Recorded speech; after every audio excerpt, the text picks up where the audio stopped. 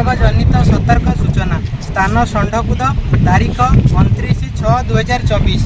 एतद्वारा षंढकुद अंचल समस्त बोट मालिक डंगा मालिक और मत्स्यजीवी भाई मानक अवगति निमंते जणाई दि जाउअछि कि भारतीय पाणीपाग विभाग सूचना अनुसार उत्तर पश्चिम बंगोपसागर संलग्न उत्तर ओडिशा उपकूल में सृष्टि होता लघुचाप प्रभाव में 29 जून 2024 ठारू 30 जून 2024 पर्यंत समुद्र अशांत रहिबा सह उच्च जुआर और प्रबल वर्षा और पवनर बेग 40 ରୁ 50 किलोमीटर बेगर बहिबार संभावना अच्छी।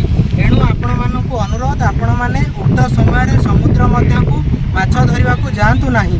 जो मत्स्यजीवी मैंने समुद्र मध्य अछंती सेमानकु कूलकु फेरिया सूचना दिंतु। यही सतर्क सूचना मत्स्य और प्राणी संपद विकास विभाग ओडिशा सरकार तरफ जारी करागला। धन्यवाद। मत्स्य और प्राणी संपद विकास विभाग ओडिशा सरकार।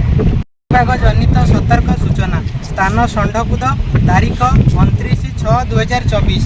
एतद्वारा षंढकुद अंचल समस्त बोट मालिक डंगा मालिक और मत्स्यजीवी भाई मानक अवगति निमंते जणाई दि जाउअछि कि भारतीय पाणीपाग विभाग सूचना अनुसार उत्तर पश्चिम बंगोपसागर संलग्न उत्तर ओडिशा उपकूल में सृष्टि होता लघुचाप प्रभाव में 29 जून 2024 ठारू 30 जून 2024 पर्यंत समुद्र अशांत रहिबा सह उच्च जुआर और प्रबल वर्षा और पवनर बेग 40 ରୁ 50 किलोमीटर बेगर बहिबार संभावना अच्छी।